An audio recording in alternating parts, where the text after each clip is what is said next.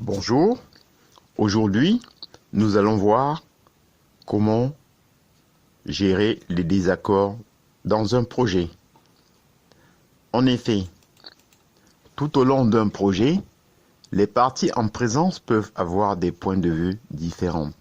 Ces désaccords font avancer le débat, mais sont également potentiellement nuisibles à l'atteinte des objectifs fixés. Comment le chef de projet peut-il les traiter avec efficacité? Quels sont les risques? Point d'interrogation. Frustration, baisse de motivation, pire encore, blocage ou conflit pesant sur le bon déroulé du projet. Les désaccords ne sont pas à prendre à la légèreté.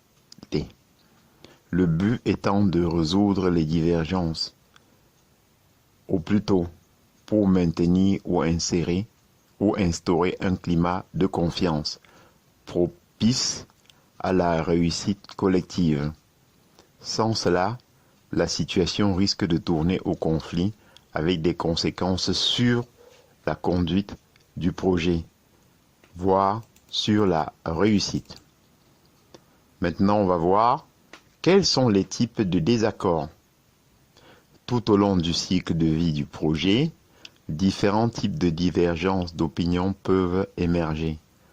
Par exemple, initialisation, désaccord sur les objectifs, les priorités. Avant même que le projet ne démarre, des oppositions sont susceptibles d'apparaître. Des éclaircissements ainsi que l'obtention d'un consensus sont nécessaires avant de lancer le projet. Un consentement collectif indispensable pour démarrer sur de bonnes bases. Ensuite, toujours pour quels sont types de désaccords, on va dire il y a le cadrage. Cadrage 2 points. Désaccord sur les moyens, sur les délais, notamment lorsque les exigences sont très élevées et les moyens insuffisants. Des contestations sur le rôle de chacun peuvent aussi émerger.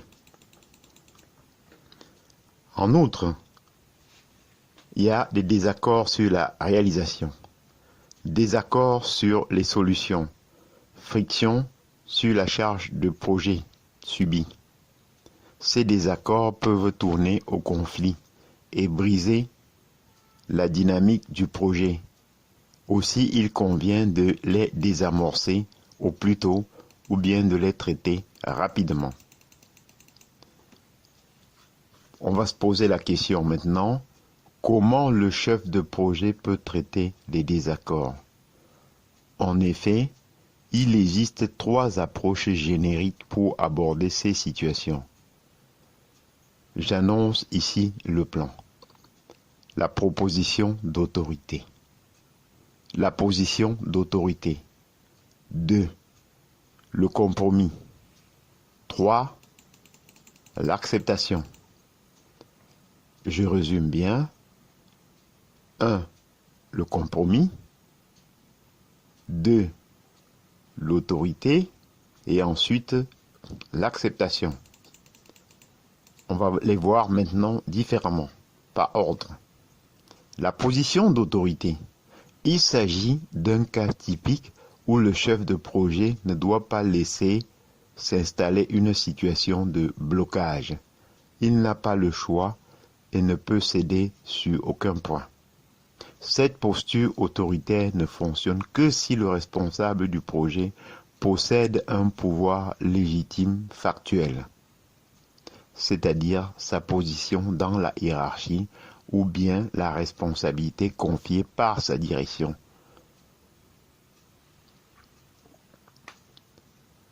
Attention à la réaction en retour de la partie adverse. le rapport de force pourrait ne pas pencher du côté de l'autorité formelle. Maintenant, en petit 2, on va voir le compromis.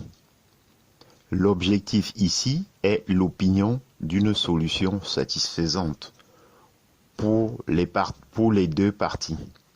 Très souvent, tout n'est pas blanc ou noir. Chacun doit faire des consensus, des concessions et obtient en retour une contrepartie qui met fin au désaccord. Il convient de veiller à la conclusion d'un compromis équilibré pour garantir la pérennité de l'accord. Cette solution constructive permet de préserver l'engagement de chacun. 3. L'acceptation. Cette approche est adoptée lorsque les enjeux le permettent et que la préservation de la relation est une priorité pour le chef de projet. L'acceptation de la position de l'autre partie est une possibilité. Attention, céder un point peut engendrer de nouvelles demandes. Il convient donc de bien verrouiller les termes de l'accord, le contenu, le périmètre. À noter, les désaccords peuvent faire l'objet d'une réunion dédiée en équipe lorsqu'un accord collectif doit être trouvé. Les alternatives. Un arbitrage peut être porté par une personne d'autorité, sponsor du projet, commanditaire ou membre de la direction lorsque les enjeux l'exigent. Dans le cas d'une situation bloquée, le report de la décision s'impose afin de lever le blocage ou l'opposition et permettra à chacun de mûrir sa position. Conseil pour le chef de projet, c'est ce qu'on va voir maintenant. Afin de mener à bien ce cycle, ce type de négociation, le chef de projet se doit de pratiquer une écoute active. Il est important de bien comprendre, au-delà des mots, ce qui se cache derrière le désaccord. En effet, ces derniers peuvent être explicites, mais également cacher des intérêts, des rivalités et autres motifs de frustration personnelle à l'origine d'un conflit latent. Ensuite, on va voir prévenir les accords. Une transparence et une pédagogie appuyée tout au long du projet préviennent certains désaccords et mettent en relief d'autres types d'opposition. Les non-dits sont ainsi évités. En outre, il faut encourager les personnes impliquées à exprimer leur inquiétude vis-à-vis du projet. Plus le problème latent est traité à sa source, moins les répercussions seront importantes. J'en ai donc terminé et je vous en remercie.